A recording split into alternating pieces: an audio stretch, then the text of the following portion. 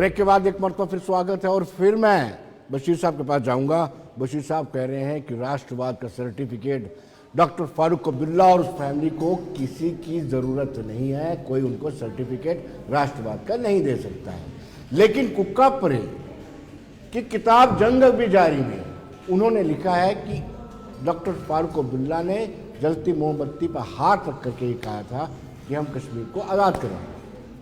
ये जनाब कुक्का परे साहब जो है, ये आप भी जानते हैं, भली भांति, और हम भी जानते हैं कि ये पैदावार किसकी था। कुक्का परे की किताब के ऊपर हम जाएं, हम वाल्टर लॉरेंस की किताब क्यों नहीं देखें?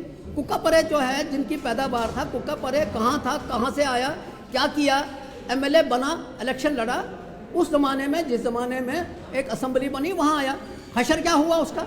पहली चीज़ यह है, कुक्का परे की किताब को मैं डिस्कस करने के लिए तैयार नहीं हूँ। वो क्या लिखता है मैं उसको बिल्कुल नहीं देखता ना। हिस्ट्री ने लिखा, हिस्ट्री ने बताया कि फारूक अब्दुल्ला ने 1996 में जब रोल अदा किया, जब सारे सिस्टम बैठ गए, तो हिस्ट्री में 1987 का जिक्र नहीं है, रैगिंग का जिक्र नहीं है, रैगिंग का जिक्र नहीं है, मैं आपको बताऊं, फिर उसका जिक्र नहीं है।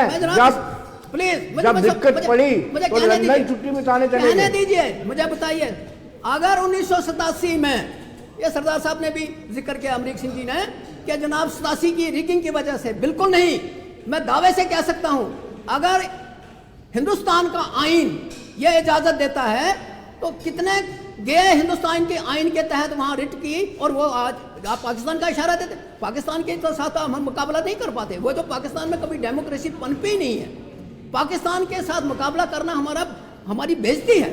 लेकिन ये मैं आपको बताऊंगा, 87 में जब इलेक्शन हुए, उसका कहते जी उसकी वजह से मिलिटेंसी हुई। अगर रिगिंग नहीं है तो पाकिस्तान जिंदाबाद के नारे क्यों लगे कश्मीर में? पाकिस्तान जिंदाबाद नारे ना, मेरी बात सुनिए। कश्मीर में झंडे लेकर 2-2 लाख का वो प्रोसेशन निकला था, नहीं तो पाकिस्तान बन गया। हमको क्या चाहिए? पाकिस्तान। मेरी बात सुन लीजिए सरदार साहब, मैं पाकिस्तान का मतलब क्या है? इल्ला लाहिल्ला, ये नारे लगेंगे नहीं वहां पर? मेरी बात सुन लीजिए, क्यों, किस लिए लगे थे? बात सुन लीजिए, वो आज भी लगते हैं। आज आपने जो 20,000 नौजवान या 30,000 नौजवान जेल में रखा, वो कौन है? अगर आप कहते हैं सब कुछ ठीक है, उनको निकाला ना, लाओ ना सड़क के ऊपर। देखिए, उन्होंने कुक्का परे की बात की, यासीन मलिक ने 5 एयरफोर्स के कमांडो हमारे पकड़ के उनको, वो जेल में है, वो कोर्ट सजा देगी उसको। आज बीजेपी, मेरी बात सुन लीजिए, उसको बूस्ट करने वाला कौन था? फारूक अब्दुल्ला था। मेरी सुन लीजिए सरदार, मैं जब आप बोल रहे थे मैं आराम से सुन रहा हूँ, मेरे सुन लीजिए। बोलो, कोई बात। हिस्ट्री में कुछ लोग ये समझते हैं कि 1987 जिम्मेदार था, मान के चलते हैं। कानून, इलेक्शन कमीशन आज भी है। अगर ये कल चंडीगढ़ में क्या हुआ, ये चंडीगढ़ का देखो ना क्या हुआ, वहां गया एक ऑफिसर, उसने कहा हाँ मैंने चोरी की। अच्छा, चोरी की, सुप्रीम कोर्ट ने फैसला दे दिया। आप कहां जा रहे हो? आप अगर हमको ये सबक सिखा रहे हो कि 87 में क्या हुआ, मैं उसकी तरफ नहीं जाना चाहता। आप 1996 की हिस्ट्री को याद रखना चाहते हैं? 1984 और 87 का जिक्र आप कभी नहीं करना चाहते? मुझे बताइए बीजेपी कहां थी? जब फ्लाइट पकड़ के लंदन चले गए, 96 में मैं आपको बताता हूँ, 96 में बीजेपी कहां थी? कौन था? फारूक अब्दुल्ला था, फर्स्ट आदमी था। आज भी मैं दावे से कहता हूं, अगर फारूक अब्दुल्ला नहीं संभालता, ये तो पांव पड़ते थे। वाजपेयी को मिलने के लिए गए फारूक साहब ने, वाजपेयी ने कहा फारूक अब्दुल्ला कश्मीर आपको हवाले चलिए, मुझे याद है वो मिलने गए उस वक्त। पहली चीज है, हम इस जब बहस करते हैं, देखिए चंद्रमोहन जी, आप पर ये आरोप है कि जो आप अमन की बात करते हैं कि कश्मीर में 2 करोड़ 11 लाख पर्यटक आए हैं, अमन हो चुका है, और ये उनको कॉस्मेटिक बताते हैं कि आपने हजारों की तादाद में बच्चों को बंद करके रखा हुआ है, उसकी वजह से आप अमन का दिखावा करते हैं। अमन है नहीं वहाँ पे, ये इनका आरोप है। अगर अमन ना हो तो आज फारूक अब्दुल्ला भी वहाँ नहीं रहता, वो भी इंग्लैंड में रहता। आज अमन है तो प्रियंका गांधी और हमारे राहुल गांधी जी वहाँ जाके बर्फ़ के गोलों से ना खेलते। आज अमन है, अगर अमन ना होता तो आज इतना पर्यटक वहाँ नहीं जाता। आज अमन है तो वहाँ G20 हुआ है। आज अमन है तो आज पूरा देश का नहीं, पूरे विदेश से भी लोग वहाँ जा रहे हैं। मैं अगर बात करूँ, ये बशीर साहब कह रहे थे कि अपना शेख अब्दुल्ला की बात कर रहे थे, जब एक और बात की, बड़ी इंपॉर्टेंट बात की, ये चंडीगढ़ वाली, इस बात पर भी थोड़ा खुलासा कर दीजिए। ये कौन सा लोकतंत्र है, और किस तरीके से आप, किस लाठी से आप पूरे समूचे देश को हाँकना चाहते हैं और लोकतंत्र को कैसे चलाना चाहते हैं? दिखाया उन्होंने। देखिए, लोकतंत्र की बात ये क्या कांग्रेस करेगी, क्या एनसी करेगी? इन्होंने क्या लोकतंत्र की बात करनी है? 90 यानी बार उन्होंने गलती की, 90 आपको बार पूरा चुनी राइट मिल जाता है कि आप भी गलती करें। चुनी हुई सरकारें इन्होंने उनकी गलतियों से 90 आपको पूरा 90 टाइम चुनी हुई सरकारें अधिकार। इन्होंने हमारी हटाई हैं। मैं कश्मीर पे आता हूँ, संकल्प दिवस पे आइए आप। जब शेख अब्दुल्ला 47 के बाद जब नेहरू और शेख दिल्ली में बैठे हुए थे, महाराजा हरि सिंह को बाहर बिठाया था, जब तक इनका समझौता नहीं हो जाए तब तक उन्होंने महाराज साहब को समय नहीं दिया। भाई महाराज साहब ने जब लिख के दिया कि शेख अब्दुल्ला जहां जम्मू कश्मीर की बागडोर संभालेगा, प्राइम मिनिस्टर बनेगा, उसके बाद जो अमरीक सिंह जी कह रहे थे वो सच है। और शेख अब्दुल्ला को अरेस्ट कब किया गया? 1953 में किया गया, जब यहाँ मूवमेंट हुई। जब मूवमेंट हुई उसी नेहरू ने जिसने इसको तख्त पे बिठाया, उसी नेहरू ने उठा के जेल में डाला 22 साल। यही है जम्मू कश्मीर की हिस्ट्री। आने वाले समय में ये जो जितना मर्जी कहे, जो गलत करेगा वही जेल में जाएगा। विनोद जी, आप जेल में गए, बशीर साहब नहीं गए, नर्मता नहीं गई, मैं नहीं गया। जो गलत करेगा वो जेल में जाएगा और आगे भी करेगा। और आज विरोधियों के खिलाफ 89 में 95% छापे मारे, लेकिन 10% 89 में हमारे कितने कश्मीरी पंडित को मारा गया, किस तरह भगाया गया, कैसी कैसी हमारी बहनों की इज्जत लूटी गई। आप अगर 89 पढ़े, उनको वहां जाके देखें, हमने देखा आंखों के हिसाब। ये एनसी और कांग्रेस की दोनों की मिली भगत से हुआ है जो 89 हुआ है, आप जो बात करते हो। आपने ईडी को कैसे फ्रंटल बना दिया बीजेपी का? बशीर साहब आपके पास आते हैं। अमरीक सिंह जी, जब आप कल्पना करते हैं कि आपके बुजुर्गों ने कितना कुछ सहन किया था पार्टीशन के दौरान, 22 अक्टूबर 1947 को मुझे लगता है वहाँ से कबाली आए थे, जिसको हम कहते हैं कि पाकिस्तान की सेना भी थी। आप कल्पना करते होंगे कि आपके बुजुर्गों ने कितना सहा। उसके बाद रफ्ता रफ्ता जो सरकारें आती रही दिल्ली में, उन्होंने आपके साथ क्या किया? देखिए विनोद जी, 1947 का जो हिस्ट्री अगर रिपीट करें ना, तो हमारे पाँव के नीचे ज़मीन खिसक जाती है जी। 40,000 से लेकर 50,000 तक हमारे कश्मीर, उड़ी से लेकर पुंछ जो है एरिया है POJK का, इतने हमारे जो रिफ्यूजी मारे गए। उस वक्त अगर पुंछ सेक्टर में ब्रिगेडियर प्रीतम संघ ना होता, तो कश्मीर में क्या नाम है, जनरल जोरावर राजेंद्र सिंह, ब्रिगेडियर राजेंद्र सिंह ना होते, तो आज मेरा ख्याल है कि हमारा बचना बड़ा मुश्किल था। ब्रिगेडियर प्रीतम सिंह ने क्या किया, छोटे छोटे बच्चे घरों से निकाले, उनको राइफल दी और उनको सिखाया कि कैसे फायर करना है। और एक एयरपोर्ट था जो कश्मीर में, एयरपोर्ट नहीं था उस वक्त, वो क्या नाम है उसका, नाम है वो कब्रिस्तान था।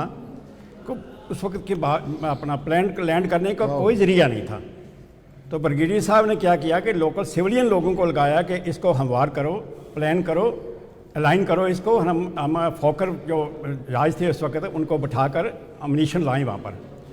तो उस वक्त क्या किया कि ये अपना शेख अब्दुल्ला की नेहरू की बात करते हैं। शेख अब्दुल्ला ने नेहरू को फ़ोन किया, ये हमारे कब्रिस्तान उखाड़ रहे हैं, ये जो अपने ये जनरल भेजा है, ब्रिगेडियर भेजा है, ये तो इसने तो सत्यानाश कर दिया, हमारा इधर मजहबी फसाद शुरू हो जाएगा। तो उस वक्त शेख पंडित नेहरू ने ब्रिगेडियर राजेंद्र से पूछा ये क्या करें। उन्होंने कहा ये मैंने मुर्दों को नहीं बचाना है, मैंने जिंदे आदमी, जो जिंदा आदमी इनको बचाना है, इनके लिए मैंने प्लान बनाया। और हमारा जो जहाज़ थे, फोकर थे, अमनीशन था, उसके बिठाने उनको, उसके लिए ये एक एरोड्राम हमने तैयार किया।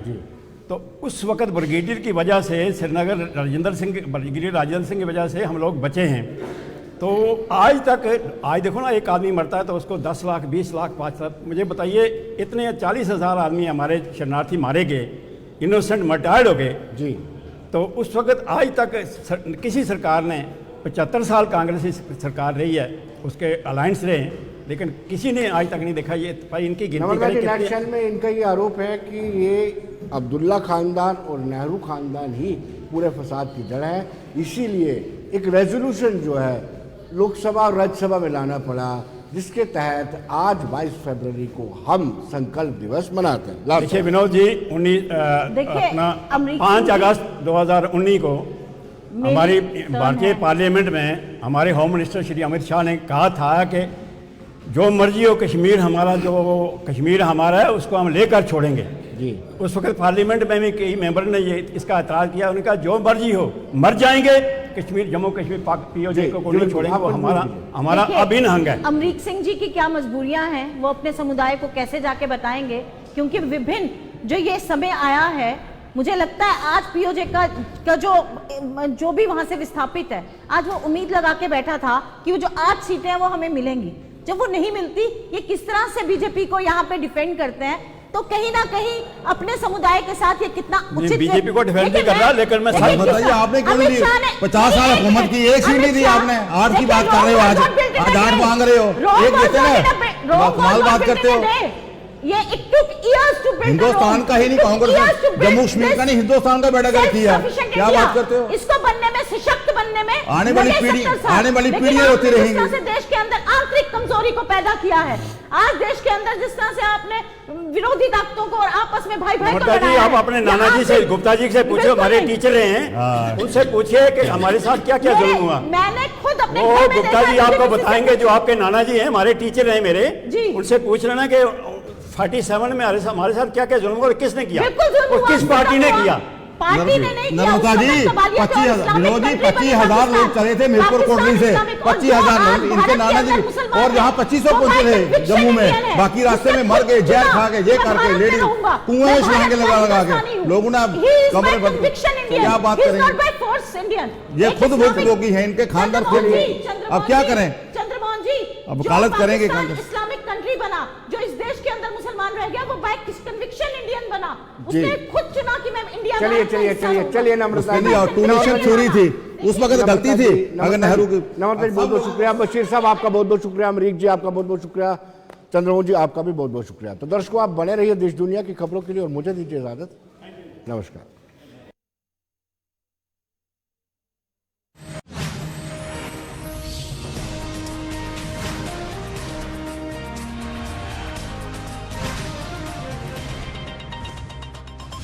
हर गरीब का सम्मान से जीने का